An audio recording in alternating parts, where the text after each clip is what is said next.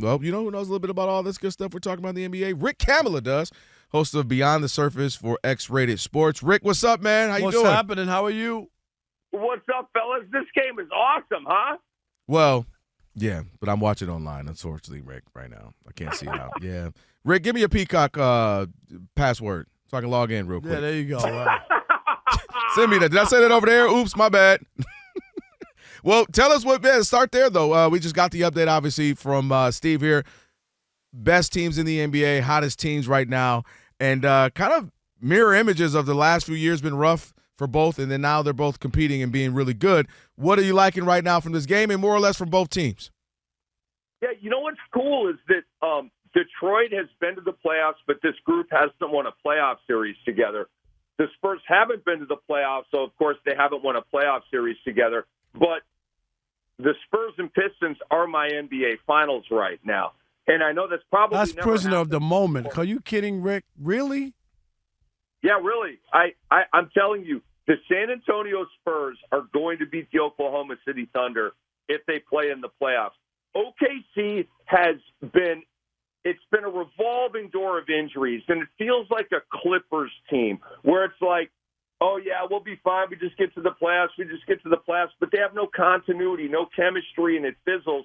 And I'm not saying OKC is going out in the first round. What I'm saying is we already know that San Antonio is an absolute buzzsaw for them. And I think San Antonio is more hungry than OKC is. OKC is satiated. They just got one last year. So, yes, I'm picking San Antonio to knock off OKC. Detroit has proven that they're better than New York. Cleveland's fraudulent.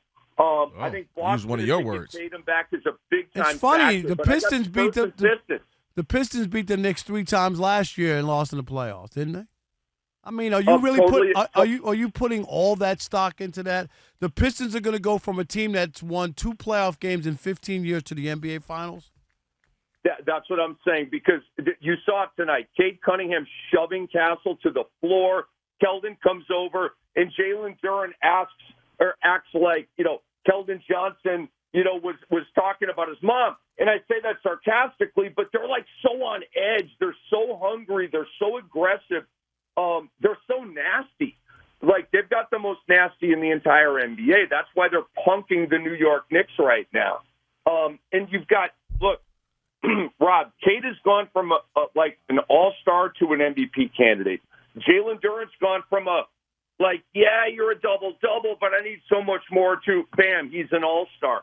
Oscar Thompson is better. Like, a multitude of players on that team are better. Dennis Jenkins. Ron Holland's flirting with the double-double tonight. So they're a way better team than they were Are last they year. winning? No, they're not winning tonight because the team that's going to win the championship, the San Antonio Spurs, is doing what they do. I mean, you've got all 5 starters and doubles, good contributions off the bench, and Devin Vassell's having a kick-ass night and lifting everybody up. Well, also, you left out Cade Cunningham is 5 of 25. Ooh! That is awful. That doesn't help. 5 of 25 is crazy. There's your MVP in the big game against the Spurs, 5 for 25. That's that one first place awful. MVP vote they just took back. They might for a day. For a day, they might. 5 for 25, Rob G, in the big spot. That was the big game. Okay. They're still in it. They're only down 11 with 4 minutes. You guys, they got dogs on San Antonio. Champagny can guard, Fox can guard, Vassell can guard. I mean, specifically, Castle and Cade have been going at it like shield and sword all night.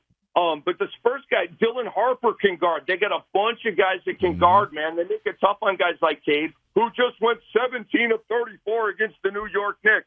Well, you know what, Rick? That leads me to this question here. Rick Kamla on with the Odd Couple, Fox Sports Radio.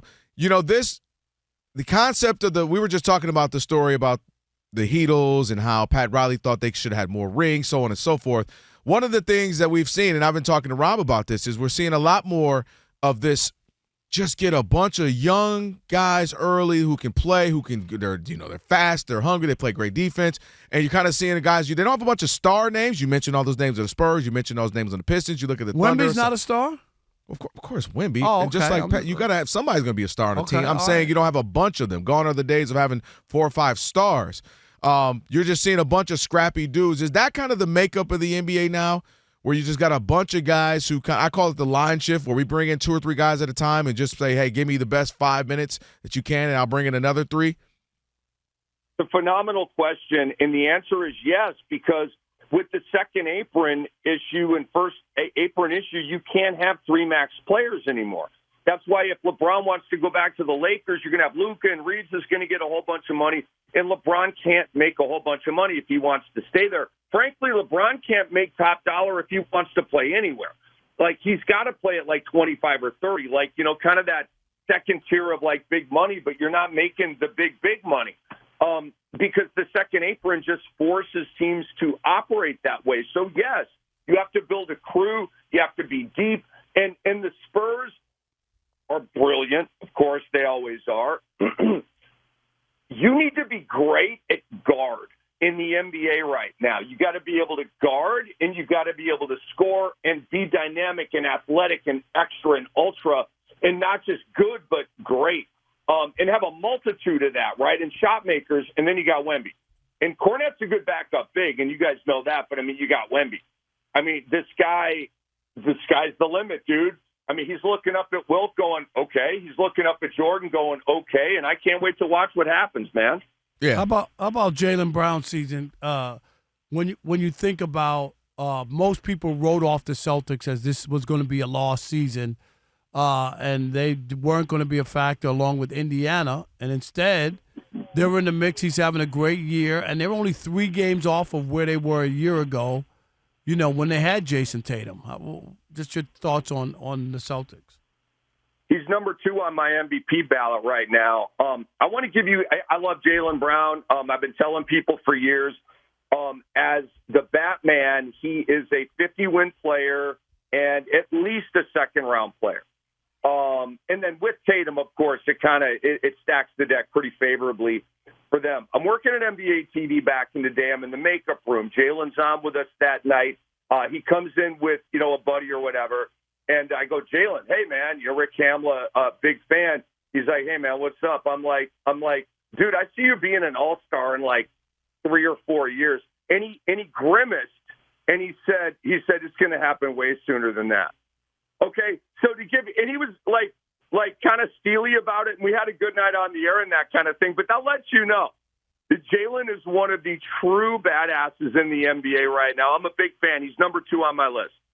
Yeah, I was telling Rob, we were having just a debate. I said I got Cade over him, but he's had a phenomenal season. And a caller said something, I was echoing that. He's actually been kind of underrated the last 3 to 4 years, where he doesn't get picked for the Olympic team. He's kind of not mentioned in certain things, and he's been just really good for the last handful of years. So it's good to see him getting his just due. What about the last one for me? What about the Knicks? Where are we? This is supposed to be their season. This is supposed to be where they get to the finals. But I hear you talking about the Pistons here. You're talking about the Celtics. I would imagine maybe you said Cleveland's fraudulent, but where are the Knicks for you right now? Fraudulent since they got James Harden as well. They've actually been winning. They what 6-1 now with him, I believe. Regular season, clap, clap, clap, clap, clap. You've seen this before, huh? Look, I believe Donovan Mitchell is a championship Robin. Okay, if you get him with the right Batman, it's on and popping. But James Harden is going to choke in a Game 5 or a Game 6 or a Game 7. It's all going to fizzle again. And Cleveland lacks dog. They lack toughness. They lack heart. They lack intangibles. They're super, super talented. But to the Knicks, I totally disagreed with firing Tom Thibodeau and hiring Mike Brown. The Knicks, to me, statistically, the numbers look good. They're slightly better than Tibbs last year offensively and defensively. I get that.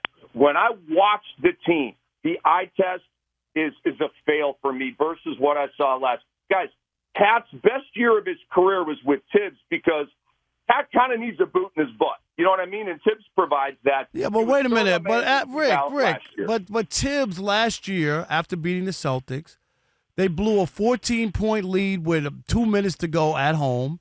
They didn't show up for Game 2, right, to get back in the series. And they lost a series that people thought after they beat the Celtics, they were going to the finals. Like that was an epic fail, and I think that's why Tibbs got fired. You didn't think that after they beat the Celtics, they were going to win and to lose a game like they lost to Indiana at home in game 1, where they dominated that game almost the entire game, and to give that game up and then not respond at home, that was a fail for me. Well, I look at it this way. I give the Pacers credit, and I think the Pacers validated that we got to look at that a little differently by the fact that they went to Game 7 against OKC, and if Hallie doesn't blow a tire, maybe they win the championship. Yeah, but the only problem is no one had ever lost a lead like that. It was like 1,155 games to 0. No one had ever lost a game like that up by 14 with 2.5 minutes to go. So, but then you could look at Indiana and go, they're the first team to ever do that. You can look at it the other way. That's one of those, like we did it, do you credit this team for the win or blame this team for the loss? I mean, it's a very good debate, but I'm a Tibbs guy, dude, and I think this team needs a hard-ass coach. They're a hard-ass team. And I think they've lost their edge a little bit under Mike Brown. And, guys, I worked with Mike Brown. I love Mike Brown. I want Mike Brown to lead the Knicks to the championship. But I think this team, this group of players requires a hard-ass coach. They responded to Tibbs. They went to pretty big heights with him, with I think, more in store, and they went a different direction, man. Well, hey, Rick. I'm not feeling the strength and the force that I felt last year. All right, yeah, we'll leave it there. I thought keep Tibbs. He didn't. We used to argue about that. All right, appreciate you, Rick. Thank you so much. I said he would get fired. I wasn't shocked. Not at all. Thank you, guys. Thanks, Rick. No doubt. All right, Rob, so they're watching us right now, which means another thing they can do is what? They can subscribe. All you got to do is hit that button, subscribe to The Odd Couple for some of the best sports talk content in the nation. Facts, and while you're at it, they can like, they can comment, they can share. Do all that for us. We appreciate it. Just do all that right up in here.